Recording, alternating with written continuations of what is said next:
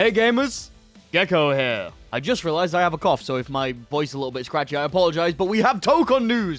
Marvel Tokon news! Yesterday, the State of Play Japan edition happened, and the big game that they had announcements for at the end of the show was, of course, Marvel Tokon. There was a lot of little things within the presentation, unfortunately nothing massive that we can discern about any new characters or anything like that, but we did get the date of a new beta test. Let's go through that, shall we? Let's also talk about the things that are in the trailer that might gleam a little bit more into the future of Marvel Tokon. All of this information comes from the trailer itself, with me looking at it and dissecting it, as well as a blog from PlayStation, which I will leave down below.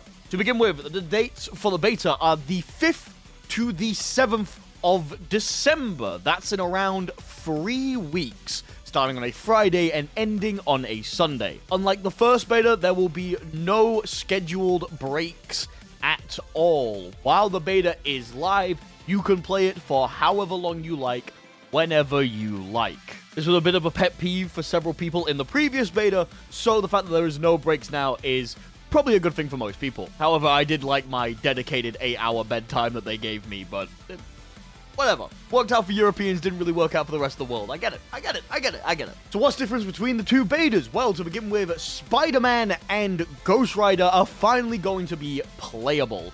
These characters were announced in the original trailer, but didn't make it into the first beta, meaning that this beta has the entire roster of 8 characters that we know about. Alongside this, there's going to be a new mode that you can play versus CPU. If you want to test out a couple of things, you could probably set the bot to extremely low, and it will just let you hit it about and do combos and such. Going to be very good for people who are labbing.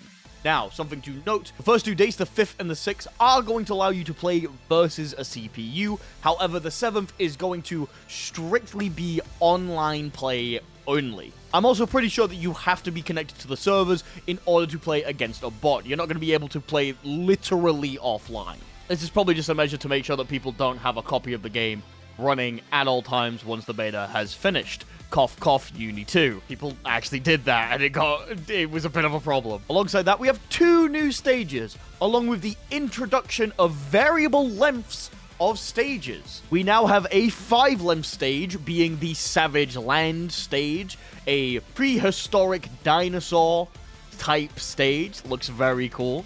The 3-length stage being New York City, the stage that was in the first beta, and the 1-length stage being the X-Mansion, an X-Men themed stage with a bunch of references in the background.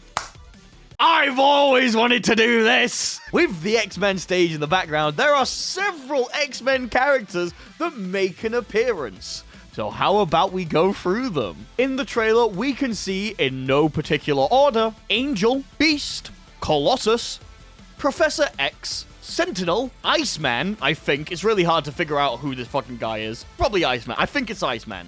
He's a guy made of ice.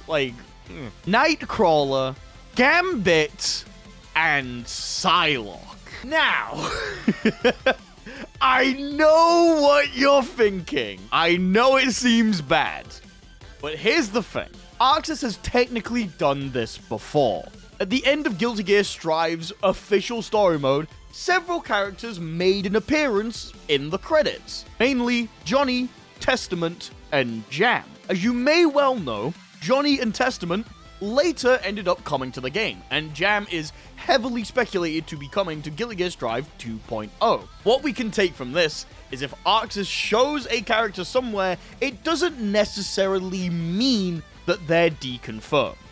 If you really want Psylocke, she might be added to the game. But I think we can say that these characters aren't going to be in the base roster. Just looking at some of them shows that they would not be in a playable animated state. Psylocke especially looks not rough, but nowhere near the level of quality as the rest of the characters that we can play. If any of these characters were to make a surprise playable appearance, I would put my money on Gambit. While he is the closest, so he's obviously the most detailed, he also looks the most fleshed out of all of the new models. What I will say, though, is it is very interesting that they are bringing attention 2 X-Men specifically. Currently, there's only 1 X-Men in the cast, being Storm. I actually did a bit of research on this. Comics is really hard to follow, so I might be wrong about this. I'm like 99% sure Miss Marvel isn't an X-Men. I think she's just a mutant-adjacent person. And while Spidey has been all over the place all over the years, he's not considered an X-Men. So, we only have 1 in the cast right now. It would be kind of weird to have 1 in the cast and then just have a stage dedicated to that 1 character. Then again, we also have the prehistoric era, and no characters will really relate to that. Basically, I think that character is going to be related to X-Men somehow. I would hedge my bets and say it's none of the characters in the background. So probably a Wolverine, maybe Cyclops, maybe Rogue. Give me Rogue. Give me Rogue. But still, that's what I would expect. I would also say, I am getting a little bit worried about the roster size. It was originally thought when they announced the 8 characters that were coming that we're going to have more revealed by the end of the year, and nothing like that has seemingly happened yet, which is concerning. This has nothing to really do with the beta, but if you're waiting for the official release, I would say temper your expectation on the roster size. I'm personally expecting around 12 characters at this point. Maybe another set of 4 that's themed in some way. Hopefully not all of the Fantastic Four. And that's going to flesh out the roster to be done. We'll see what ends up happening. Anyway, alongside that, there has been several changes to the game. Apparently, there have been balance and character changes related to players' feedback in the original beta.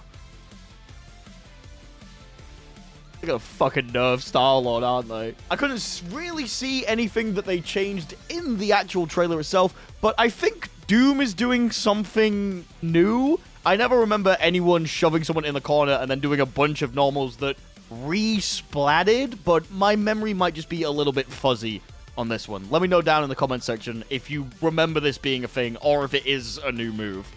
It's been literally months since I last played the game, so everything's a little bit hazy. And that's, unfortunately, all that we can glean from this. It's a little bit upsetting that we didn't get more news, but we are getting to play the game again, which for me is an absolute boon, because I fucking loved Tokon. I'm really excited for this game. Let me know how you feel about it in the comment section down below.